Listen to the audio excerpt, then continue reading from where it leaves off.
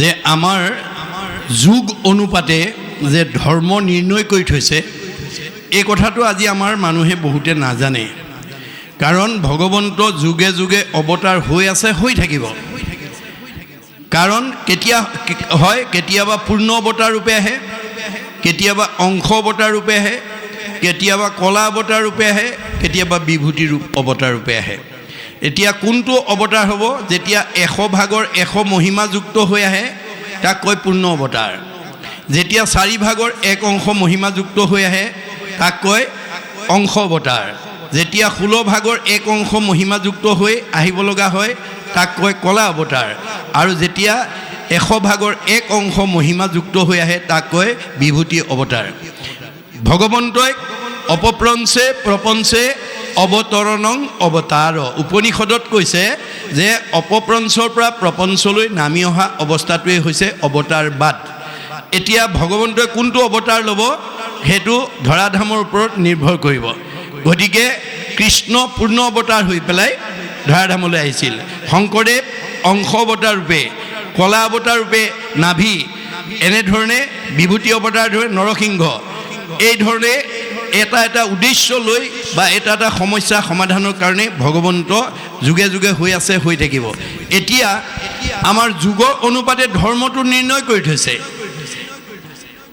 সত্য যুগত হৰি অৱতাৰ হৈ জগতৰ বাসীক ক'লে হে জীৱশ্ৰেষ্ঠ মানুহ তোমালোকে এই মায়াময় সংসাৰৰ পৰা উদ্ধাৰ হ'বলৈ হ'লে তোমালোকে সকলোৱে মানে ঈশ্বৰক ধ্যান কৰিব লাগিব আৰু ধ্যানৰ অন্তত ভগৱানৰ 10টা নাম ল'লে ধ্যান পূৰ্ণাংগ কৰি তোমালোকে মুক্তি লাভ কৰিব পাৰিবা সেইকাৰণে সত্য যুগৰ সকলো মানুহে ধ্যান কৰিছিল ত্ৰেতা যুগত ৰাম অৱতাৰ হৈ কৈছিল হে জীৱশ্ৰেষ্ঠ মানুহ তোমালোকে এই মায়াময় সংসাৰৰ পৰা উদ্ধাৰ হ'বলৈ হ'লে নানান নিয়ম নীতিৰ মাজেদি ভগৱানক যজ্ঞ কৰিব লাগিব আৰু যজ্ঞৰ অন্তত ভগৱন্তৰ 8টা নাম ল'লে যজ্ঞ পূৰ্ণাংগ কৰি তোমালোকে মুক্তি লাভ কৰিব পাৰিবা সেইকাৰণে ত্ৰেতা যুগৰ মানুহে চবেই যজ্ঞ কৰিছিল দাপৰ যুগত কৃষ্ণ অৱতাৰ হৈ কৈছিল হে জীৱশ্ৰেষ্ঠ মানুহ তোমালোকে মায়াময় সংসাৰৰ পৰা উদ্ধাৰ হ'বলৈ হ'লে তোমালোকে পূজা কৰিব লাগিব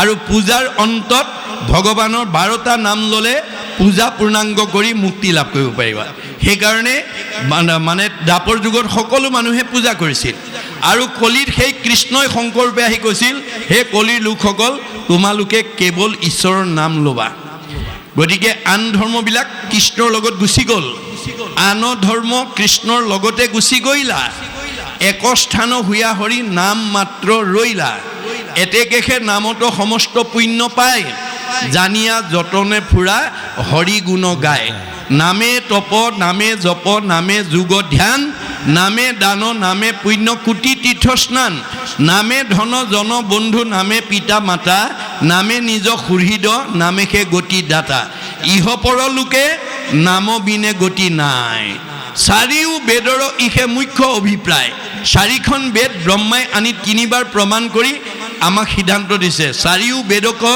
ব্ৰহ্মাই আনি বিচাৰিলা 3 প্ৰমাণী এহি মানে মাত্ৰ কৰিলা সাৰ হৰি কীৰ্তনেহে তৰে সংসাৰ এতিয়া কলি যুগৰ মানুহে ভগৱন্তৰ নাম ল'লেহে তৰিব পাৰিব আনকিটা যুগত তপ জপ যজ্ঞ কৰি যিটো ফল পাইছে যত ফলং সৰ্বতীৰ্থেষু সৰ্বযজ্ঞেষু কীৰ্তিতম তৎ ফলম কৌটি গুণম পুণ্যম ৰাম নাম এব লভ্যতে আগৰ কিটা যুগত তপ জপ যজ্ঞ কৰি যিটো ফল পাইছিল ধ্যানে যজ্ঞে পূজাৰ কহিছে যেন ফল হৰিৰ কীৰ্তনে তাকো সাধয় সকল কলি যুগত মাত্ৰ ঈশ্বৰ নাম ল'লেহে তৰিব পাৰিব এই কথাটো নাজানি আপুনি মইতো দূৰৰ কথা ভগৱান মানে 28,000 ঋষি বেদজ্ঞ শাস্ত্ৰজ্ঞ টিকালজ্ঞ মানে ধ্যানত ভগৱানক সাক্ষাৎ কৰিব পৰা যোগ্য ব্যক্তি হিচাপে 28,000 ঋষিয়ে কৃষ্ণ বৈকুণ্ঠপ্ৰায়ণ হোৱাৰ পিছত পৃথিৱীলৈ কলি আহিল বুলি ভাবি যজ্ঞ আৰম্ভ কৰিলে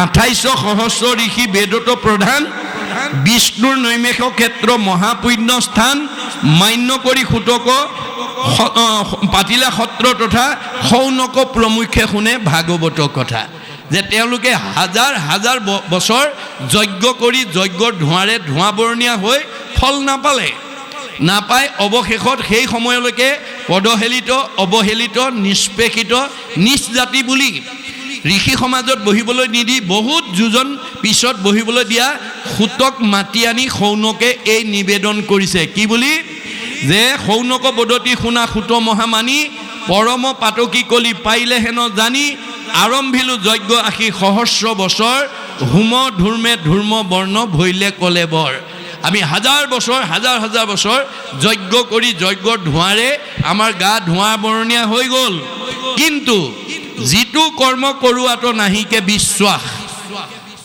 আপোনাৰ আয়ুক কৰিলোঁ ব্যৰ্থে নাশ আমাৰ আয়ুষে নষ্ট হ'ল কিন্তু ফল একো নাপালোঁ সম্প্ৰতি তুমি কি চিন্তি উপমহাহিত কৰায়ুক পান কৃষ্ণ চৰিত্ৰ অমৃত এতিয়া কৃষ্ণ বৈকুণ্ঠলৈ যোৱাৰ লগে লগে পৃথিৱীলৈ কলি নামি আহিল এই কলিকিত পাপৰ পৰা উদ্ধাৰ হ'বলৈ হ'লে ভগৱানৰ নাম বিনে আৰু গত্যন্তৰ নাই এয়া আপুনি মই কোৱাৰ কথা নহয় ২৮,০০০ বেদজ্ঞ শাস্ত্ৰজ্ঞ টিকালজ্ঞ ধ্যানত ভগৱানক সাক্ষাৎ কৰিব পৰা যোগ্য ব্যক্তিসকলেও কলিত যজ্ঞ কৰি বিফল হৈ গ'ল আপুনি মই সফল হ'ম নেকি বাৰু এই কথা মাত্ৰ উপলব্ধি কৰিব লাগিব কাকো আমাৰ নিন্দা কৰিবলৈ গুৰুজনে মানা কৰিছে পৰৰ ধৰ্মক নিহিংসিবা কদাচিত কৰিবা ভূত কদায়া সকলো নচিত হৈব শান্ত চিত্ত সৰ্বধৰ্মত বৎসল এই ভাগৱত ধৰ্ম জানা মহাবল ভাগৱতে কি কৈছে কাকো নিন্দা নকৰিবা কোনে কি কৰিছে তোমাৰ সেইটো লুক আউট নহয় তাৰ ফলাফলটো ভগৱানে দিব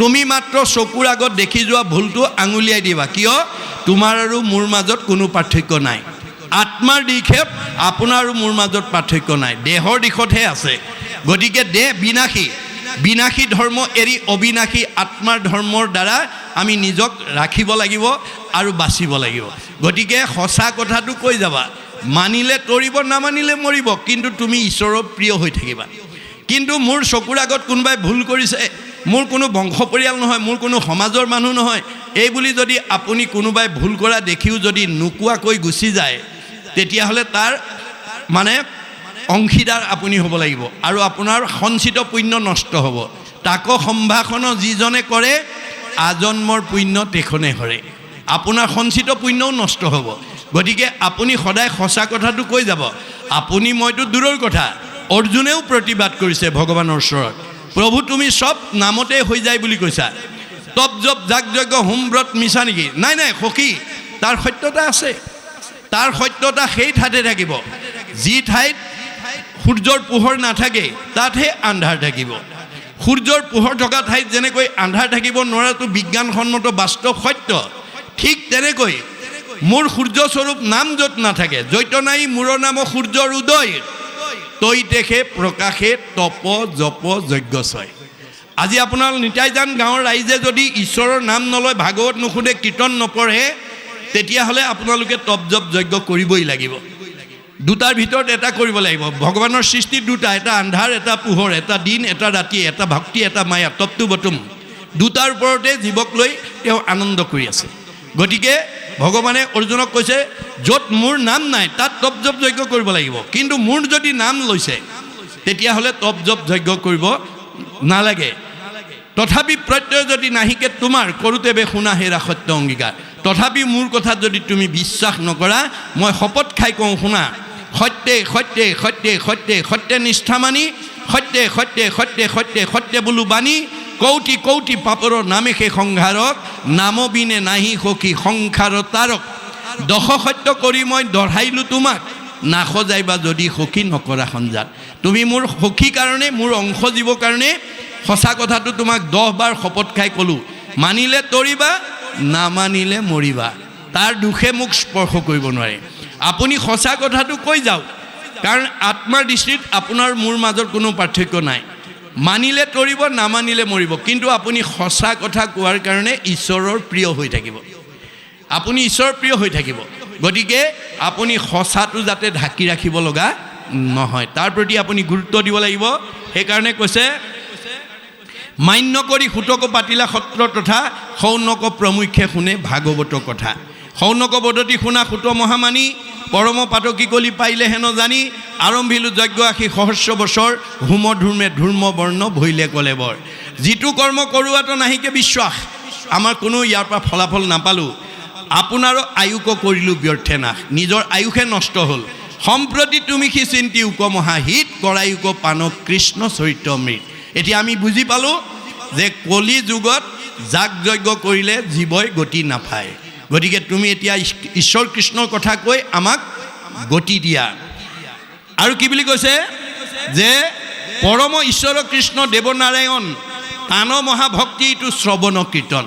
এতিয়া ভগৱন্তত ভক্তি আমি লাভ কৰিবলৈ হ'লে ভক্তিৰ মাজেদি কৰিব লাগিব, আনৰ যোগেদি নহয়। কৃষ্ণক পাৰিবাৰ জানা ভকতিহে পন্থ, ইহাক কহে গীতা ভাগৱত গ্ৰন্থ। গীতা ভাগৱতে আমাক কৈছে যেতিয়া কলি যুগত আমি ভগৱন্তক পোনপটীয়াকৈ পাব নোৱাৰোঁ। কেনেকৈ পাম? ভকতিৰ মাজেদি। আজিৰ দৰে শ্ৰৱণ কীৰ্তন অৰ্চন বন্দন দাস্য সখিত্ব পদসেৱন আত্মনিবেদন স্মৰণ, এই 9টা ভাগ দিছে। তাৰ ভিতৰত যদি যিকোনো এটাও যদি আপুনি আচৰণ কৰে আপোনাৰ জীৱই গতি পাব, যদি এটাও আচৰণ নকৰে আপোনাৰ জীৱই গতি নাপায়। গতিকে কলি যুগত যদি ভগৱন্তৰ 1000টা নামৰ পৰা এটা নাম কোনোবাই উচ্চাৰণ কৰে তেওঁ ভকত, আৰু যি এটা নামো উচ্চাৰণ নকৰে তেওঁ অভকত। সেইকাৰণে কপিলে কৈছে যে হৰিনাম ঘোষি কলি যুগত নিশ্চয় হৈবেক লোকভকত। কলিত যি মানুহে ডেকা ল'ৰাই হওক গাভৰু ছোৱালী হওক বোৱাৰীয়ে হওক জীয়াৰীয়ে হওক বাল্যই হওক বৃদ্ধই হওক ভগৱন্তৰ 1000টা নামৰ পৰা এটা নাম যি দিনটোত উচ্চাৰণ কৰিব সি ভকত, আৰু যি ঈশ্বৰৰ নাম উচ্চাৰণ নকৰে সি অভকত। কপিল বদতি মাও শুনা দেৱ হুতি অভকতে কদাচিতো নপাৱে মুকুতি। যি মানুহৰ মুখত এটা নাম নাই ঈশ্বৰৰ সেইজনক বেদে অভকত বুলি কৈছে, শাস্ত্ৰই অভকত বুলি কৈছে। গতিকে অভকতে কেতিয়াও জীৱই গতি পাব নোৱাৰে। যাৰ মুখত ঈশ্বৰৰ নাম এটাও নাই সি দেখাতহে মানুহ, স্বভাৱত ৰাক্ষস বুলি কৈছে। কদাচিতো নলৱৈ মোহৰ নাম যশ জানিবা অৰ্জুন সিটো মনুষ্য ৰাক্ষস। গতিকে এই স্বভাৱৰ মানুহ, ঈশ্বৰৰ কথা মুখত নোকোৱা মানুহ, খাবলৈ জীয়াই থকা মানুহ বুলি কৈছে দাৰ্শনিক পণ্ডিতে, যে যিবিলাক মানুহৰ মুখত ঈশ্বৰৰ নাম নাই সেইবিলাক মানুহ খাবলৈ জীয়াই থকা মানুহ। কিন্তু আচলতে আমি জীয়াই থাকিবলৈ খাব লাগে। Live to eat but not' eat to live. আমি জীয়াই থাকিবলৈ খাব লাগে, খাবলৈ জীয়াই থাকিব নালাগে। এতিয়া আমাৰ সমাজত খাবলৈ জীয়াই থকা মানুহৰ সংখ্যা বেছি, জুতিয়ে বুদ্ধিয়ে দিলেই ভাল নহ'লেই কাল। এই স্বভাৱৰ মানুহবিলাক দেখাত মানুহ কিন্তু স্বভাৱত ৰাক্ষস, আৰু তেওঁলোকে খাবলৈ জীয়াই থকা জীৱ। যাৰ কাৰণে লক্ষী স্বয়ম্বৰত লক্ষীয়ে তেনেকুৱা স্বভাৱৰ মানুহক স্বামী বৰণৰ পৰা নাকচ কৰিছে। কাক? মানে দৈত্যগুৰু শুক্ৰাচাৰ্যক। দৈত্যগুৰু শুক্ৰাচাৰ্যৰ ওচৰলৈ বাপেকৰ নিৰ্দেশনাত মানে সকলোকে গুণৰ ওপৰত ভিত্তি কৰি কাক স্বামী বৰণ কৰিলে তোমাৰ ভাল হ'ব তুমি নিজে বাছি লোৱা, এই বুলি তেওঁক যেতিয়া স্বাধীনতা দিলে তেতিয়া লক্ষীয়ে গৈ পেলাই দৈত্যগুৰু শুক্ৰাচাৰ্যৰ ওচৰলৈ গৈ কৈছে, জানো দৈত্যগুৰু শুক্ৰ হুন্ত মহাজ্ঞানী তথাপি নেৰন্ত সংগ লোভাবিস্ত্ৰ প্ৰাণী। দৈত্যগুৰু শুক্ৰাচাৰ্য এজন জ্ঞানী মানুহ বুলি মই জানো, পিছে এওঁ বৰ লোভিয়াতো পৰে সংসাৰত নাহি মন্দ জুতি খাইবে নপাইলে লগাইবে নিতে দণ্ড। এনেকুৱা লোভিয়া মানুহক যদি মই স্বামী বৰণ কৰোঁ ই মোক জুতিয়ে বুদ্ধিয়ে খুৱাব নোৱাৰিলে সদায় মোৰ লগত কাজিয়া কৰিব। এনেকুৱা লোভিয়া মানুহ কেতিয়াও স্বামীৰ উপযোগী নহয়। কাৰোবাৰ তেনেকুৱা স্বভাৱ আছে যদি এৰিব দেই। আৰু পৰশুৰামৰ ওচৰলৈ গৈ কি বুলি কৈছে? আচন্ত পৰশুৰাম হুন্ত ধৰ্মমতী একোৱে প্ৰাণিত টান নাহি মিত্ৰৱতী। যে পৰশুৰাম এজন ধাৰ্মিক মানুহ বুলি মই জানো, পিছে কাৰো প্ৰতি মৰম নাই। গতিকে ইহাংক বৰিলে মোৰ নৰৈব অৱস্থা নিৰ্দয় পুৰুষে নুবুজয় দুখ বেথা। মৰম নাইকিয়া স্বামীক যদি কোনোবাই স্বামী বৰণ কৰে ভাৰ্যাৰ দুখ কষ্টৰ কথা তেওঁ উপলব্ধি কৰিব নোৱাৰে। তেনেকুৱা স্বামী কেতিয়াও স্বামীৰ উপযোগী হ'ব নোৱাৰে। গতিকে ভাগৱতত কেনেকুৱা স্বামী আমি বাছি ল'ব লাগে, কেনেকুৱা ভাৰ্যা আমি ভৱিষ্যত জীৱনলৈ লগৰ সংগিনী অৰ্ধাংগিনী কৰি আনিব লাগে সব নিয়ম দিয়া আছে। গতিকে মই উঠি অহা প্ৰজন্মক আহ্বান জনাওঁ যে আপোনালোকে অন্তত আজৰি সময়ত অকণমান ভাগৱত পঢ়িব। ভাগৱত ডেকা ল'ৰা গাভৰু ছোৱালী মাইকী মানুহ মতা মানুহ দাড়ি থকা দাড়ি নথকা শৰণীয়া অশৰণীয়া বুলি প্ৰশ্ন নাই। পঢ়িব পৰা দক্ষতা থাকিলে সকলোৱে ভাগৱত অধ্যয়ন কৰিব পাৰে, তাত কোনো বাধা নাই। আমাৰ গুৰুজনে কৈছে হৰি নাম কীৰ্তনত নাহিকে নিয়ম একো এতেকেহে ধৰ্ম মাজে সাৰ। এতিয়া আমাৰ অসমীয়াত মাষ্টাৰ ডিগ্ৰী লৈ অহা ছাত্ৰ ছাত্ৰীবিলাকে টেবুলতে ভাগৱত দশম কীৰ্তন ঘোষা ৰত্নাৱলী থৈ অধ্যয়ন কৰি অসমীয়াত মাষ্টাৰ ডিগ্ৰী লৈ আহিছে। অধ্যয়নত বাধা নাই, মাত্ৰ নিয়ম ক'ত লাগিব? আনুষ্ঠানিকতাত। গতিকে আপোনালোকে সকলো ডিগ্ৰীধাৰী ল'ৰা ছোৱালীবিলাকক যদি আপোনালোকে কৰ্ম আঁচনি যুগুতাই লৈ সাপ্তাহিকভাৱে হওক, পষেকীয়াভাৱে হওক, মাহেকীয়াভাৱে হওক, গতিকে আপোনালোকে যদি গাঁওখনত থকা মাষ্টাৰ ডিগ্ৰী লোৱা, ডক্টৰেট ডিগ্ৰী লোৱা, BS ডিগ্ৰী মানে হায়াৰ ছেকেণ্ডেৰী পঢ়াৰ পৰা ধৰি পঢ়িব পৰা গুণ থকা ছাত্ৰ ছাত্ৰী বা ল'ৰা ছোৱালীবিলাকক যদি আমি এটা কৰ্ম আঁচনিৰ মাজেদি এই ভাগৱতৰ মাজলৈ আনিব পাৰোঁ, আজি এই যুৱকসকলে যিসকলে এতিয়া আপোনালোকৰ ইয়াত অনাগত দিনত পাঠ পঢ়িব, আজি যি পাঠ পঢ়িছে তেওঁলোকক আজি সেই সুযোগটো দিয়াৰ কাৰণে তেওঁলোকে সুন্দৰকৈ পঢ়িব পাৰিছে। যদি তেওঁলোকক আমি সেই সুবিধাটো নিদিলোঁহেঁতেন তেওঁলোকে হয়তো এই ভাগৱত পঢ়াৰ পৰা বঞ্চিত হৈ থাকিলেহেঁতেন। গতিকে পঢ়িবলৈ দিয়াত কোনো বাধা নাই। গতিকে শৰণ নিজেই ল'ব, আপুনি জোৰ কৰিব নালাগে। যেতিয়া মাধৱদেৱৰ ঘোষা পঢ়িব, হৰি পদ সেৱা নকৰে নিমিতে, মায়ে বান্ধি ফুৰাৱে তাওতো মায়াক নকৰে ৰহিত, শৰণ নলৱে যাৱে, এই বাক্যটো যেতিয়া এই পদটো যেতিয়া পঢ়িব তেওঁ নিজেই মাক দেউতাক নাই নাই মই শৰণ ল'ম, সত্ৰতে হওক বা অন্য অনুষ্ঠানতে হওক। শৰণ আপুনি জোৰ কৰিব নালাগে, তেওঁ নিজেই ল'বলৈ বাধ্য হ'ব, মাত্ৰ আপুনি অধ্যয়ন কৰিবলৈ দিব লাগিব। ভাগৱত আপুনি দাড়ি থকা ল'ৰাকো পঢ়িব দিয়ক, তেওঁ এদিন নিজে দাড়ি কাটিব, যে নামঘৰৰ মুখখন কেনেকৈ ৰাখিব লাগে তেওঁ নিজে উপলব্ধি কৰিব। হিয়াৰ মাজে নামৰ ভাণ্ডাৰ মুখে ভাজ হয়, গতিকে মুখখন হৈছে নামঘৰ। গতিকে নামঘৰৰ মুখখন পৰিষ্কাৰ কৰি ৰাখিব লাগে নালাগে তেওঁ নিজে বুজিব, আপুনি জোৰ কৰিব নালাগে। গতিকে মাত্ৰ তেওঁলোকক সেই অধ্যয়ন কৰিবলৈ আমি সুবিধাটো দিব লাগিব, তেওঁলোকে নিজেই সংস্কাৰ হৈ যাব। গতিকে এই কৰ্ম আঁচনিবিলাক আমি যদি আপোনালোকৰ এই নিতাইজান গাঁৱৰ দৰে যদি সকলো গাঁৱতে যদি সকলো নামঘৰতে যদি এই ভাগৱত চৰ্চাৰ আমি আনিব পাৰোঁ, তেতিয়াহ'লে আমাৰ সমাজখনত বৃদ্ধাশ্ৰমলৈ খেদি পঠিওৱা মানুহৰ সংখ্যা আপোনা আপুনি কমি যাব। আপুনি বাতৰি ডাঙৰ ডাঙৰ হৰফৰে আমাৰ ডেকাবিলাক আজিকালি উঠি অহা প্ৰজন্মবিলাক বিপথে গৈছে বুলি চিঞৰি থাকিলে নহ'ব, তেওঁলোকক আমি ভক্তি মাৰ্গলৈকে আনিবই লাগিব। এয়া আমাৰ প্ৰত্যেকৰ সচেতন সমাজৰ দায়িত্ব। গতিকে মই আহ্বান জনাম যে আপোনালোকৰ যিসকলে প্ৰচেষ্টাত ইমান সুন্দৰকৈ এই প্ৰথমবাৰ্ষিকী অনুষ্ঠান হৈছে, অনাগত দিনতো যাতে আপোনালোকে এই প্ৰচেষ্টা নেৰিব, তেতিয়াহ'লে এইখন গাঁও কেনেকুৱা হৈ যাব সময়েহে ক'ব। গতিকে আমি ইয়াতেই বৈকুণ্ঠ, ইয়াতেই স্বৰ্গ আৰু ইয়াতেই নৰক, কেৱল ভকতিৰ ওপৰতে নিৰ্ভৰ কৰিছে যে স্বৰ্গ নৰক যিটো পৰম মুকুতি, তিনি একতুল্য যাৰ হৰিত ভকতি, যাৰ ঈশ্বৰৰ ভক্তি থাকিব সেই তিনিওটা বস্তু ইয়াতেই উপলব্ধি কৰিব পাৰিব। স্বৰ্গ নৰক দুইকো ঐক্য দেখা আয়ে, কতো সুখে কতো দুখতে প্ৰাণ যায়। আপুনি নিমাইজান গাঁৱত বাস কৰি যদি দুখ কষ্টত আছে আপুনি নৰকবাসী, যদি সুখ ভোগত আছে আপুনি স্বৰ্গবাসী, আৰু যদি কোনো কুণ্ঠা নোহোৱাকৈ যদি বসবাস কৰিছে আপুনি বৈকুণ্ঠবাসী। এয়া ভাগৱতৰ মত। গতিকে আমি ইয়াতেই বৈকুণ্ঠ, ইয়াতেই স্বৰ্গ, ইয়াতেই নৰক আছে। মাত্ৰ আমি শাস্ত্ৰ অনুবৰ্তী নোহোৱা পৰ্যন্ত আমি কেতিয়াও নিজকেই বৈকুণ্ঠৰ পাৰিষদ বা নিজকে এজন বৈকুণ্ঠৰ লোক হিচাপে গঢ়ি তুলিব নোৱাৰিম। সেইকাৰণে আমাৰ শাস্ত্ৰত কৈছে শাস্ত্ৰ অনুবৰ্তী শত্ৰু নহি উত্তপন। যি মানুহে শাস্ত্ৰ পঢ়ে, শুনে আৰু বুজে তাৰ কেতিয়াও শত্ৰু থাকিব নোৱাৰে, বাহ্যিকত শত্ৰু থাকিব নোৱাৰে। কিয়? তেওঁ ব্যৱহাৰ কৰিব জানে। তেওঁ ব্যৱহাৰটো কেনেকুৱা? সমানত মৈত্ৰী, উত্তমত সতকাৰ, দৰিদ্ৰত দয়া কৰি বেক বাৰম্বাৰ। আমাৰ স্বভাৱটো কেনেকুৱা হ'ব লাগে? আমাতকৈ কোনোবা বয়সতো জ্যেষ্ঠ হ'ব পাৰে, জ্ঞানতো জ্যেষ্ঠ হ'ব পাৰে।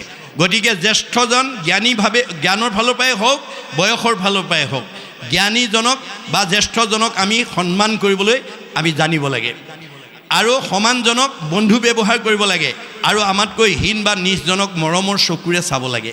এই নীতি শিক্ষাটো যেতিয়ালৈকে আমি দিব নোৱাৰিম তেতিয়ালৈকে আপুনি এজনী ছোৱালী বহুত মাষ্টাৰ ডিগ্ৰী বা ডক্টৰেট ডিগ্ৰী বা টেট মাষ্টৰণী বা ডাক্তৰণী কৰি পঠিয়াব পাৰিব, কিন্তু শহুৰ শাহুৰৰ প্ৰিয় নহ'বও পাৰে। যাৰ কাৰণে আমাৰ ৰামায়ণত জনক ৰজাই সীতাক শ্ৰীৰামচন্দ্ৰলৈ বিয়া দি বিদায়ৰ সময়ত সেই নৈতিক জ্ঞান দি পঠিয়াইছে। কি বুলি? হেৰা সীতা, তুমি মোৰ যোনিজাত সন্তান নোহোৱা, তোমাক মই যজ্ঞভূমিত লাভ কৰিছোঁ। যদিও যজ্ঞভূমিত লাভ কৰিছোঁ, তুমি পিতৃ মাতৃ অতি মৰমৰ, অতি স্নেহৰ, অতি আদৰৰ। অজনিকা তোমাকো লভিলোঁ যজ্ঞভূমি, পিতৃৰ মাতৃৰ প্ৰিয়তম যিও তুমি পিতৃ মাতৃ এজনী মৰমৰ ছোৱালী, ত্ৰিভুৱন নিৰূপমা তুমি মহাসতী, পৰম দুৰ্লভ আতি লভিলা সুপতি, তুমি এজনী ধুনীয়া ছোৱালী আৰু তুমি এজন ধুনীয়া স্বামীৰ সান্নিধ্য পালা। আইসিতা স্বামীৰ সান্নিধ্য পালেই নহ'ব, তোমাৰ দায়িত্ব আৰু কৰ্তব্য আছে। কি? সতী স্ত্ৰী সকলৰ স্বামী সে ভূষণ, কদাচিতো নলংঘিবা স্বামীৰ বচন। তুমি এজনী সতী তিৰোতা হিচাপে তোমাৰ প্ৰথম অলংকাৰ স্বামী ভক্তি। তুমি স্বামীৰ বাক্য কেতিয়াও উলংঘা নকৰিবা, স্বামীক নুসুধাকৈ ক'লৈকো নাযাবা আৰু স্বামীৰ মনত আঘাত পোৱাকৈ বাক্য নিক্ষেপ নকৰিবা। অকল স্বামী সেৱাতে আবদ্ধ নাথাকিবা, একচিতে সেৱা কৰি বাহা সৰ্বক্ষণে কৰিবা শুশ্ৰূষা শাশুৰৰ চৰণে। তুমি স্বামীৰ উপৰিও শহুৰ শাহুৰকো যথোচিতভাৱে মৰম চেনেহ শ্ৰদ্ধা ভক্তি কৰিবা। অকল তাতেই সীমাবদ্ধ নাৰাখিবা, নকৰিবা অৱহেলা দেউৰ সবক, কৰিবাহা দয়া আতি সমস্তজনক। দেউৰকে প্ৰমুখ্য কৰি ননন্দী জেঠাল বৰ্জনা যিমান ঘৰখনত আছে সকলোকে যথোচিতভাৱে দয়া মৰম স্নেহ কৰিবা। তেতিয়া তোমাৰ সেই ঘৰৰ পৰিয়ালে কি ক'ব? মই এজনী ভাল বোৱাৰী পালোঁ বুলি। তেৱেতো শুদ্ধ যশ বাঢ়িব সংসাৰে, ইহপৰ লোকে সুখ মিলিব তোমাৰে। তেতিয়া তোমাৰ আচৰণ, তোমাৰ ব্যৱহাৰ, তোমাৰ মৰম, তোমাৰ স্নেহত সন্তুষ্ট হৈ তোমাক সমাজত এজনী ভাল বোৱাৰী মই নিতাইজান গাঁৱৰ পৰা বিয়া কৰাই আনিলোঁ বুলি সমাজত প্ৰশংসা কৰিব। আৰু কিছুদিনৰ পিছত এইখন গাঁৱৰ পৰা আৰু এই ধৰণে ভাগৱতৰ আদৰ্শৰে যদি আমি উঠি অহা প্ৰজন্মক গঢ়ি তুলিব পাৰোঁ, এজনী ছোৱালীৰ কাৰণে বহুত ছোৱালী এইখন গাঁৱৰ পৰা বিয়া হোৱাৰ পথ প্ৰশস্ত হ'ব আৰু গাঁওখনৰ গৌৰৱ কঢ়িয়াই আনিব। এয়া হৈছে ভাগৱতৰ দৰ্শন। গতিকে আমি অকল পুথিগত ডিগ্ৰী দি পঠিয়ালেই নহ'ব, আধ্যাত্মিক আৰু নৈতিক শিক্ষা যেতিয়ালৈকে নিদিম তেতিয়ালৈকে তেওঁৰ ডিগ্ৰীয়ে প্ৰকৃত মানুহ হিচাপে পৰিচয় দিব নোৱাৰিব। আপোনাৰ বহুত উচ্চ ডিগ্ৰীৰ বোৱাৰী হৈ পেলাই যদি শহুৰ শাহুৰ আগৰ LP স্কুল ME স্কুললৈ পঢ়া বুলি যদি অৱজ্ঞা কৰে, অনীহা কৰে, তেওঁ কেতিয়াও ডিগ্ৰীধাৰী বোৱাৰী হ'লেও তেওঁ কেতিয়াও মানে শহুৰ শাহুৰৰ প্ৰিয় হ'ব নোৱাৰিব। গতিকে সেইকাৰণে আমি মহিলাসকলক এটা নীতি শিক্ষাৰ মাজেদি, আধ্যাত্মিক শিক্ষাৰ মাজেদি, ভাগৱতৰ দৰ্শনৰ মাজেদি আমি যাতে মহিলাসকলক যাতে আগবঢ়াই নিব পাৰোঁ, ছোৱালীবিলাকক যাতে আগবঢ়াই নিব পাৰোঁ। কাৰণ আমাৰ জৱাহৰলাল নেহৰুৱে এটা মন্তব্য কৰিছে, if you educate a boy you educate individual only, if you educate a girl you educate the entire family. আমি যদি এটা ল'ৰাক শিক্ষা দিওঁ ব্যক্তিগত শিক্ষা দিয়া হ'ব, কিন্তু এজনী ছোৱালীক যদি শিক্ষা দি পঠিয়াওঁ গোটেই ঘৰখনৰ কাৰণে উপকাৰ হ'ব। গতিকে মহিলাসকলৰ ওপৰতেই আমাৰ ঘৰখন, পৰিয়াল, সমাজখনৰ উন্নয়ন নিৰ্ভৰ কৰিছে। ঋকবেদে কৈছে ন গৃহম ইতি আহু গৃহিণী গৃহম উচ্যতে তৈ আহি সহিতা সৰ্বান পুৰুষায়ম সমুষ্ণুতে। যিখন ঘৰৰ মহিলাসকলে পুৱা গধূলি নিৰ্দিষ্ট সময়ত ধূপ ধূনা জ্বলাই, গুৰুগৃহ মচি কাচি ধূপ ধূনা জ্বলাই ঈশ্বৰ উপাসনা কৰিব, তেওঁ নিজেতো উদ্ধাৰ হ'বই, সেইখন ঘৰৰ সকলো পুৰুষৰ চতুৰ্বৰ্গ সাধন কৰিব। আৰু যিসকল মহিলাই ঈশ্বৰ কথা উপাসনা কৰাৰ সময়ত গ্ৰাম্য কথা পাতি থাকিব, পৰচৰ্চা কৰিব, টিভি চাই থাকিব, মোবাইল টিভি থাকিব, সেইখন ঘৰৰ পৰিৱেশ কি হ'ব? মহাভাৰতৰ বন পৰ্বত কৈছে, জৈশ ভাৰ্যা গৃহে নাস্তে সাধীসা পুণ্য চাৰিতা অৰণ্যং তেন গন্তব্যং যথা অৰণ্যং তথা গৃহম। ঘৰ গুচি বাঁহতল হৈ যাব।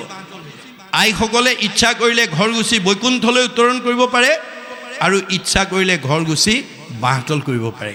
আমি বাঁহতল হোৱাটো নিবিচাৰোঁ, আমি বৈকুণ্ঠ হোৱাটো বিচাৰোঁ। গতিকে বৈকুণ্ঠৰ ফাললৈ আমাৰ পৰিয়ালটো, আমাৰ ঘৰখন, আমাৰ সমাজখন, আমাৰ পৰিৱেশটো আগুৱাই নিবলৈ হ'লে আইসকল ভক্তিবাদী হ'বই লাগিব।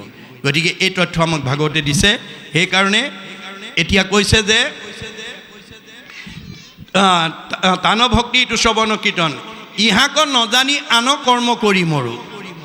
যে এই যে কলি যুগত ঈশ্বৰক কীৰ্তন কৰিলেই তৰিব পাৰে, এই কথাটো নাজানি আমি আন কৰ্ম অৰ্থাৎ যাগ যজ্ঞ কৰি আমি মৰিছোঁ বুলি নিজেই স্বীকাৰ কৰিছে 28,000 বেদজ্ঞ ঋষিয়ে।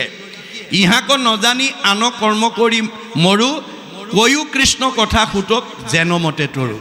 এতিয়া তুমি কৃষ্ণ কথা নুশুনালে আমি আৰু এই সংসাৰৰ পৰা তৰিব নোৱাৰোঁ।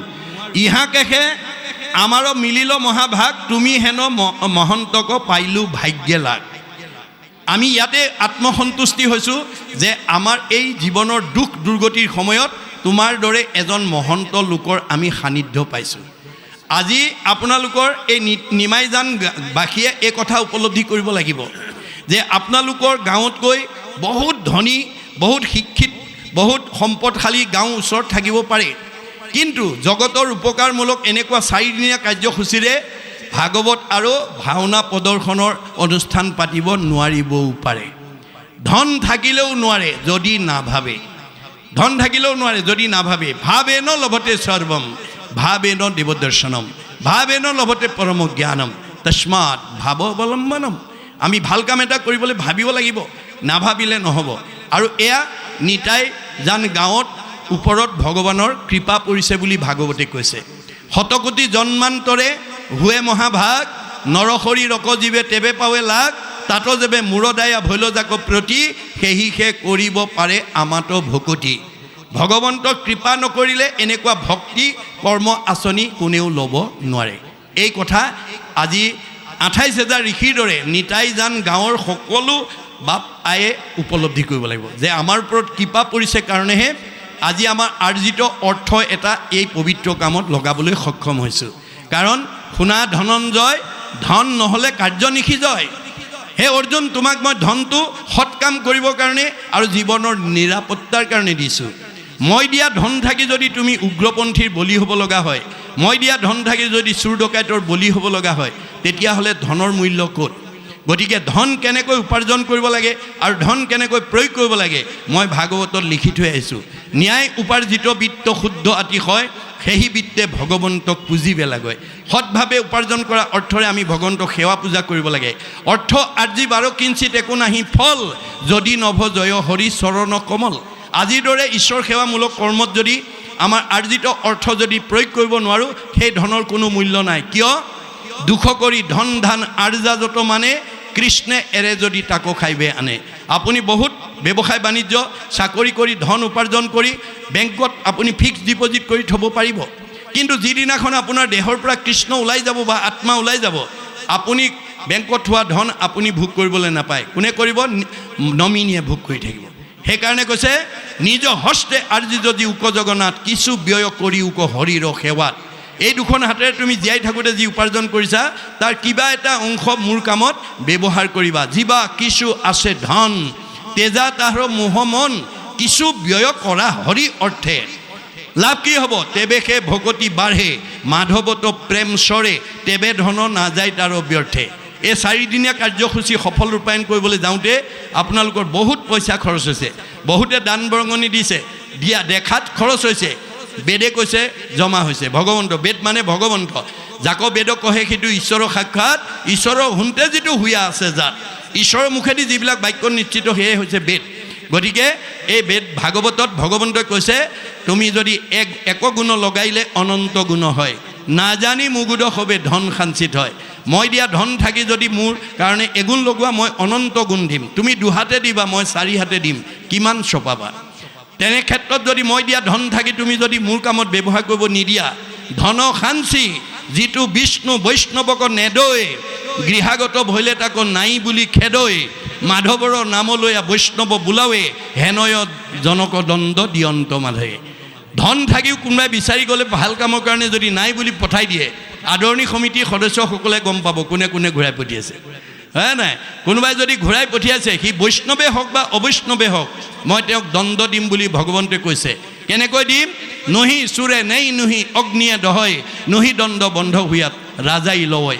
তাৰ ধনটো হয় চোৰ ডকাইত উগ্ৰপন্থীৰ দ্বাৰা লৈ যাম, নহয় জুয়ে পুৰিব, নহয় আকস্মিক দুৰ্ঘটনা বেমাৰ আজাৰ হৈ ডাক্তৰে খাব, আৰু নহয় কেছ মামলা লাগি পুলিচে খাব, কাজিয়া পেচাল লাগি কেছ মামলা লাগি পুলিচে খাব। সিমানতো মই ৰেহাই নিদিওঁ।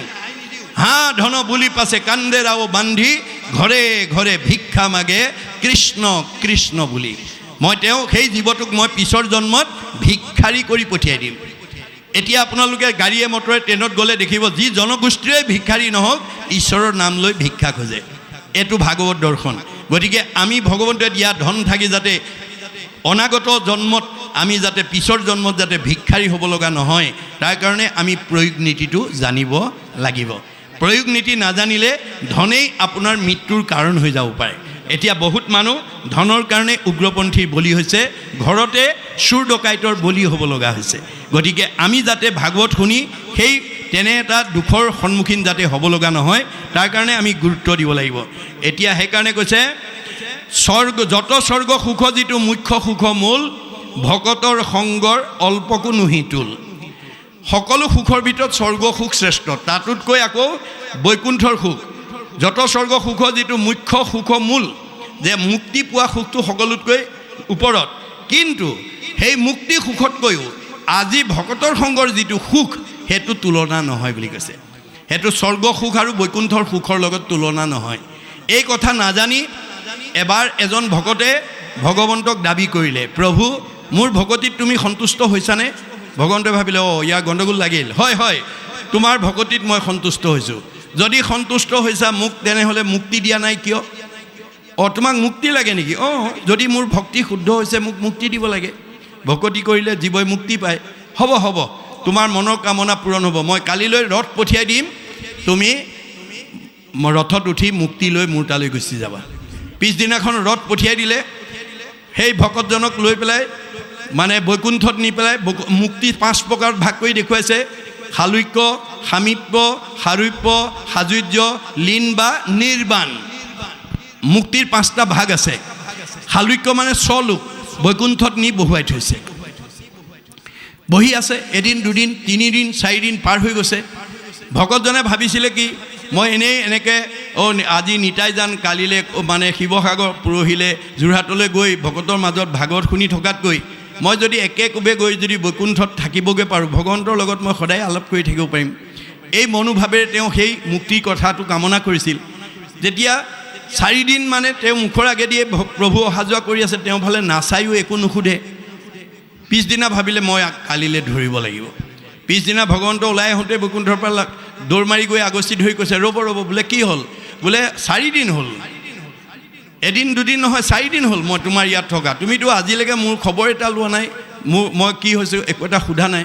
বোলে সেইটোতো মই নাৰদক আগতেই মই কৈ থোৱা আছে, নাৰদক বিষ্ণু আচন্ত কৈ বৈকুণ্ঠত মই নাথাকোঁ ৰৈ, যোগীৰো হৃদয় এৰি সমুদায় থাকোঁ ভকতৰ কীৰ্তন চাই।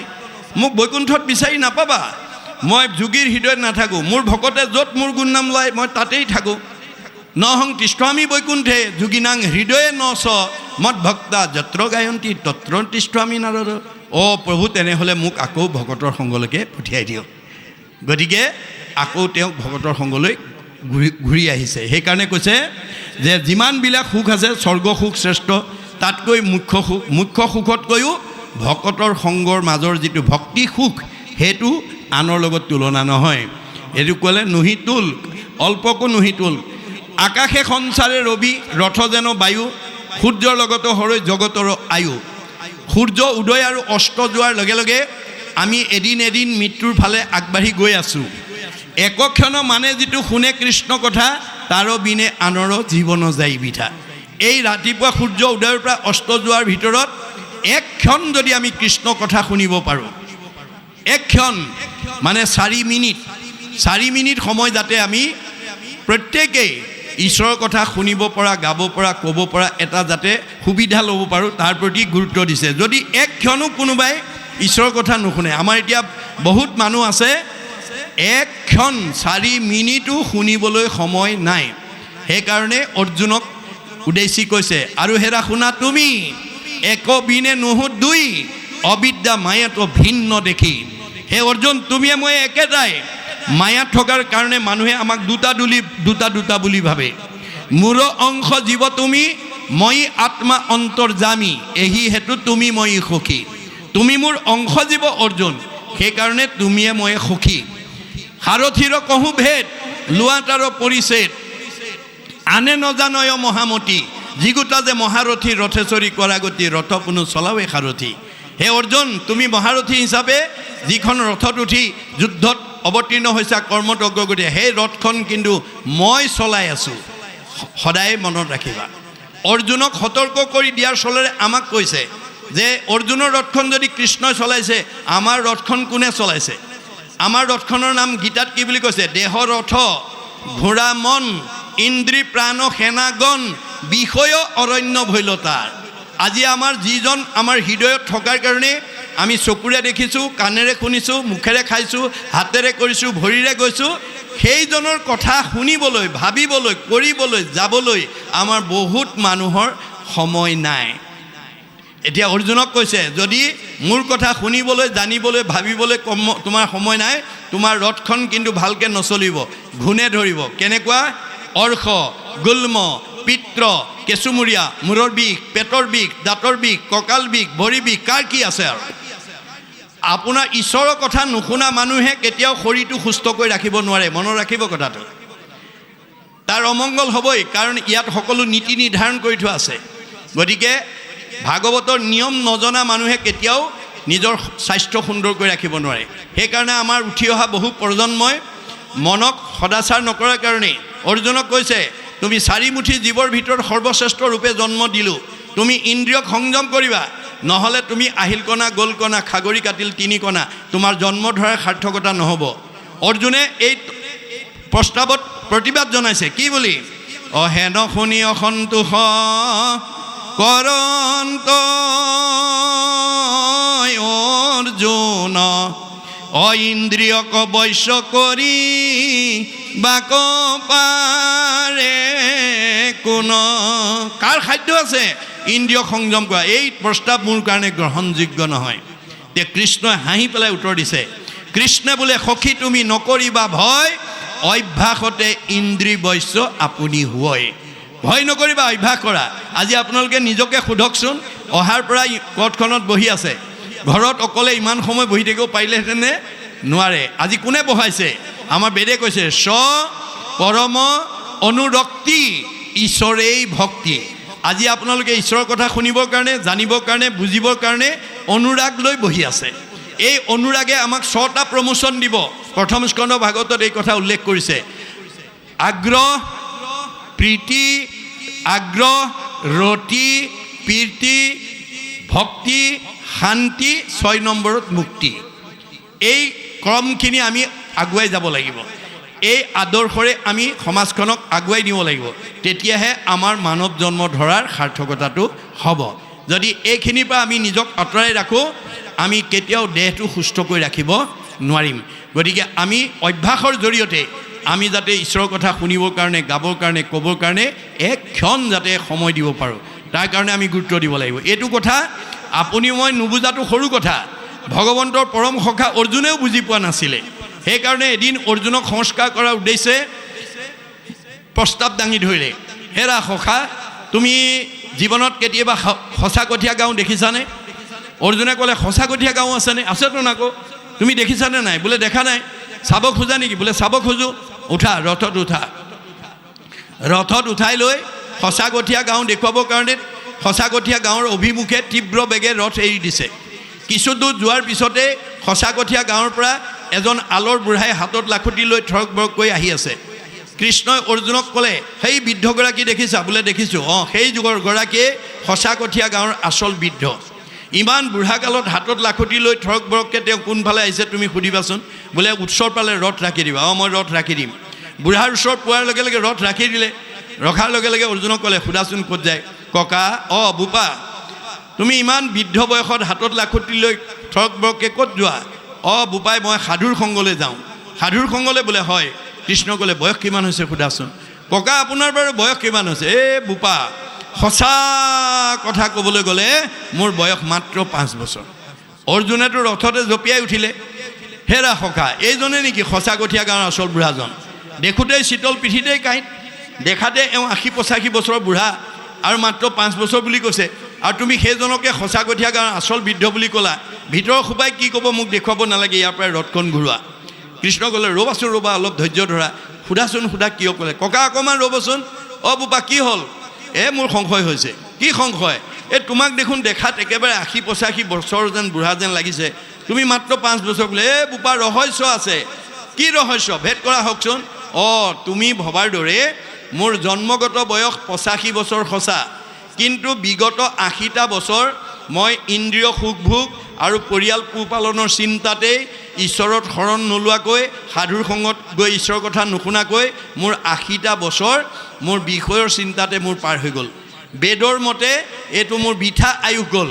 গতিকে একক্ষণ মানে যিটো শুনে কৃষ্ণ কথা, তাৰ বিনে আনৰ জীৱন যায় বৃথা। গতিকে মোৰ 80টা বছৰ বৃথা আয়ুস গ'ল। বৃথা আয়ুসৰ হিচাপ মই তোমাক দিয়া নাই। ঈশ্বৰত শৰণ লৈ সাধুৰ সংগত গৈ ঈশ্বৰৰ কথা শুনা মোৰ মাত্ৰ 5টা বছৰ হৈছে। এই সঁচা হিচাপটোহে তোমাক দিছোঁ। তেতিয়াহে অৰ্জুনৰ চক্ষু মুকল খাইছে যে আচলতে ভগৱানে আমাৰ আয়ুসটো কোন দিনাৰ পৰা হিচাবলৈ আনে। মাধৱদেৱে ঘোষাত লিখিছে, হৰি পদ সেৱা নকৰে নিমিত্তে মায়ায়ে বান্ধি ফুৰাৱে, তাওতো মায়াক নকৰে ৰহিত শৰণ নলৱে যাৱে। গতিকে আমি ল'ৰা ছোৱালীক পৰাপক্ষত আপোনালোকে 12 বছৰত শৰণ দিয়ক, 6 বছৰত গুৰু পৰিচয় কৰাই দিয়ক, আৰু শৰণ অনগল হ'লে ভজন দি দিয়ক। আমাৰ শৰণে নাম দিব, ভজনে ৰূপ দিব। এতিয়া আমাৰ সমাজত শৰণ নল'লে নহয় কাৰণে বোৱাৰীয়েকৰ হাতে শহুৰ শাহুৰে ভকতে নাখায় কাৰণে শৰণটো দিয়াই, অনুশীলন নকৰে, ভজন ল'বলৈ ভয় কৰে। কিয়? শৰণতে ইমান নিয়ম নীতি মানিব লাগে, ভজনততো আৰু নিয়ম নীতি মানিব লাগে। সেইকাৰণে এজন দাৰ্শনিক পণ্ডিতে কৈছে, মানুহৰ আটাইতকৈ ডাঙৰ ভয়টো হ'ল ভাল মানুহ হ'বলৈ। শৰণ ভজন ল'লে বেয়া নিয়ম, বেয়া চিন্তা, বেয়া কৰ্ম, বেয়া খাদ্য, বেয়াবোৰ বাদ দিব লাগিব। বেয়াবোৰ বাদ দিলেই ভাল হৈ যায়। ভাল হোৱাৰ ভয়তে শৰণ ভজন বহুতে নলয়। আপুনি নোলোৱাকৈ পূৰ্ব পুণ্যৰ ফলত ভোগ কৰি থাকিব পাৰিব, কিন্তু আপুনি ঈশ্বৰৰ ওচৰলৈ যাব নোৱাৰিব। কাৰণ শৰণ ভজন নোলোৱা মানুহে কেতিয়াও মৰিবৰ সময়ত ঈশ্বৰৰ নাম আৰু ৰূপ আনিব নোৱাৰে। আমাৰ যাবৰ সময়ত কি কৈছে? মুখে বোলা ৰাম, হৃদয় ধৰা ৰূপ, এতেকে মুকুতি পাইবা কহিলো স্বৰূপ। আমাৰ জীৱই মুক্তি পাবলৈ হ'লে আমি মৰিবৰ সময়ত ঈশ্বৰৰ নাম ল'ব লাগিব আৰু হৃদয়ত ৰূপ চিন্তা কৰিব লাগিব। তাৰ কাৰণে নিৰ্দিষ্ট বয়সত শৰণ আৰু নিৰ্দিষ্ট বয়সত ভজন ল'ব লাগিব। কাৰোবাৰ যদি সেই ভয় আছে আজি এৰিব। শৰণ ভজন নল'লে আমি এই সংসাৰ চক্ৰতে অহা যোৱা কৰি থাকিব লাগিব। গতিকে এয়া ভাগৱত দৰ্শন, এইখিনি আমি জানিব লাগিব। তাৰপিছত কৈছে যে কৃষ্ণত অৰ্পিয়া আমি কৰোঁ কৰ্ম যত, তাতো নানা বিঘ্নি আছে জানিলোঁ মনত। এতিয়া যজ্ঞটো ঈশ্বৰত অৰ্পণ কৰিয়ে কৈছে, কিন্তু বিঘিনি আছে বুলি তেওঁ নিজেই অনুভৱ কৰিছে। কোনে? 28,000 ঋষিৰ ভিতৰত আটাইতকৈ যিজন বয়োজ্যেষ্ঠ, জ্ঞানজ্যেষ্ঠ, বেদজ্ঞ, শাস্ত্ৰজ্ঞ, টীকালজ্ঞ, সেইজন শৌনকে এই অনুশোচনা কৰিছে। মনত ৰাখিব কথাটো, আমি যেতিয়ালৈকে ভুল কামৰ অনুতপ্ত নহওঁ তেতিয়ালৈকে আমাৰ প্ৰায়চিত্ত নহয় বুলি কৈছে। পাপ কৰি অনুতাপ উপজিলে যাৰ, অনুতাপে প্ৰায়চিত্ত জানিবাহা তাৰ।